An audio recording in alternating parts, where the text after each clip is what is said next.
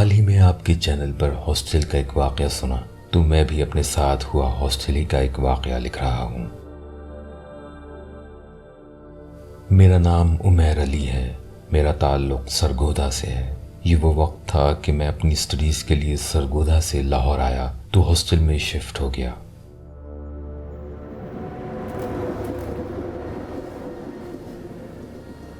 Hostel کے بالکل پیچھے ریلوے لائن تھی اور جب یہ ٹرین گزرتی اس کی آواز سے سب اسٹوڈنٹس پریشان ہوتے تھے۔ نہ صرف اس کی آواز سے الجھن ہوتی تھی بلکہ روم کے شیشے بھی ہلنے لگتے تھے۔ مجھ کو جو روم ملا تھا وہ ہاسٹل کی چھت پر تھا، ایک پینٹ ہاؤس کی طرح۔ روم میں میرے ساتھ 2 اور اسٹوڈنٹس تھے۔ اکثر ساری رات ہی جاگتے ہوئے پڑھتے ایک دوسرے کو گائیڈ کرتے گزر جاتی تھی۔ ایک رات ہم پڑھائی کے دوران چائے پی رہے تھے کہ ہمیں ایک عورت کے کراہنے کی آواز آئی۔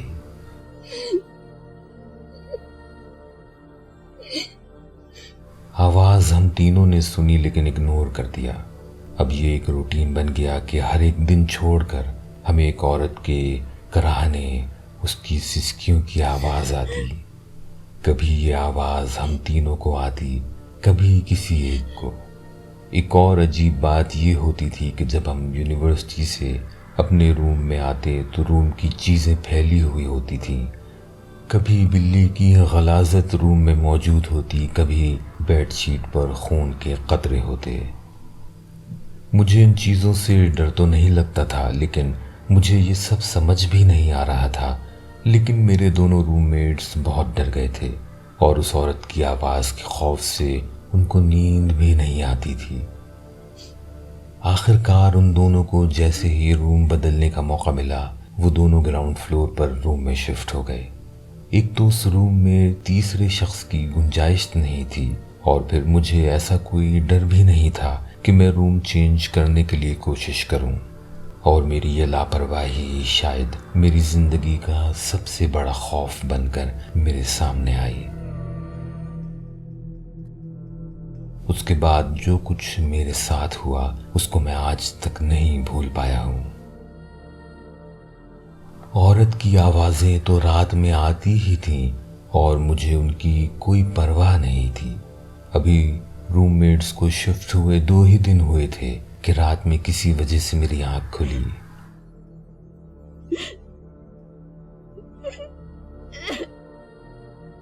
وجہ یہ تھی کہ اس عورت کے کراہنے کی آواز مجھے بہت قریب سے آ رہی تھی۔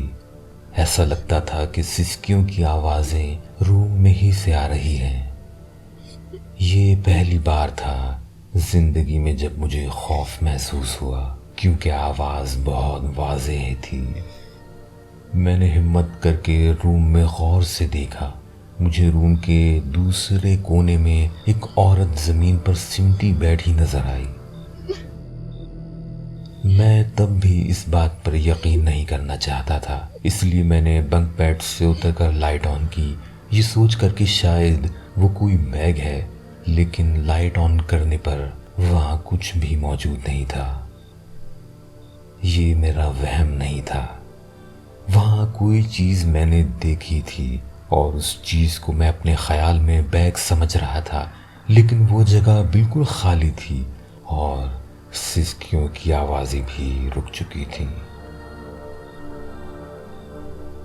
دوسری رات سونے سے پہلے مجھے حاجت ہوئی۔ میں 2nd فلور پر بنے واش روم گیا۔ رات کے وقت اسٹیئرز پر بالکل اندھیرا ہوتا تھا۔ روم کی طرف واپس آتے ہوئے مجھے ایسا لگا کہ میرے پیچھے کوئی میرے ساتھ سیڑھیاں چڑھ رہا ہے۔ کل کے واقعے نے میرے اندر خوف پیدا کر دیا تھا۔ اب جو مجھے پیچھے سے کسی کے چلنے کی آواز آئی تو میں اندازے سے بھاگتا ہوا اسٹیئرز چڑھ کر اپنے روم میں گھس گیا۔ میں نے نائٹ بلب آن کیا اور اپنے بنک بیڈ پر چڑھ کر لیٹ گیا۔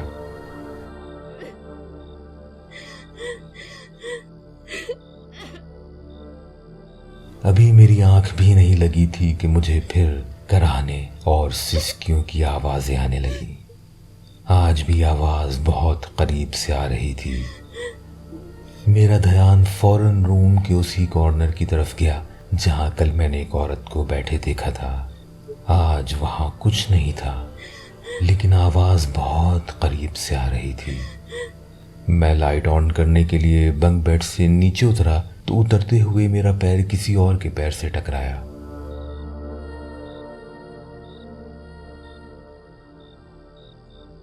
میں ڈر کے مارے گرتے گرتے بچا۔ میں گرتے گرتے دروازے تک پہنچا اور جلدی میں باہر نکلتے ہوئے ایک بار پیچھے مڑ کر دیکھا تو نیچے والے بیڈ پر ایک عورت اور ایک بچہ بیٹھے مجھے دیکھ رہے تھے۔ مجھے صرف اتنا ہی یاد ہے۔ اس کے بعد ڈر کے مارے میں بے ہوش ہو گیا تھا، یا میرے ساتھ کیا ہوا میں کچھ نہیں جانتا۔ صبح جب میں یونیورسٹی جانے کے لیے تیار ہو کر نیچے نہیں پہنچا تو جو میرے روم میٹس گراؤنڈ فلور پر شفٹ ہو گئے تھے مجھے بلانے اوپر آئے تو میں روم کے ڈور پر اس طرح بے ہوش پڑا تھا کہ آدھا روم کے اندر اور آدھا باہر، اور میری آنکھیں اوپر کی طرف چڑھی ہوئی تھیں۔ اس دن وہ دونوں بھی یونیورسٹی نہیں گئے اور مجھے گراؤنڈ فلور پر اپنے روم میں لے آئے۔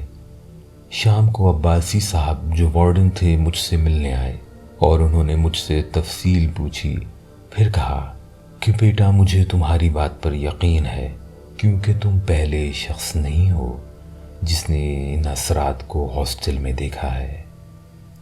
کچھ سال پہلے ہاسٹل کے پیچھے ایک ٹرین حادثہ ہوا تھا جس میں اپنے بچے کو بچاتے ہوئے ایک خاتون اور ان کا بیٹا ٹرین کی زد میں آ کر مر گئے تھے۔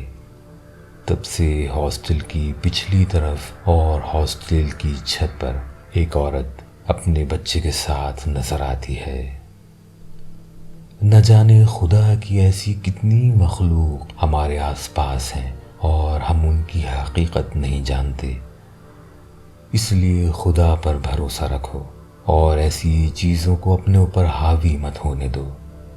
اس کے ساتھ ہی میں تمہیں یہ مشورہ دوں گا کہ تم اپنا سامان لے کر گراؤنڈ فلور کے روم میں ہی اپنے دوستوں کے ساتھ ایڈجسٹ کر لو جب تک کہ کوئی اور روم خالی نہ ہو جائے۔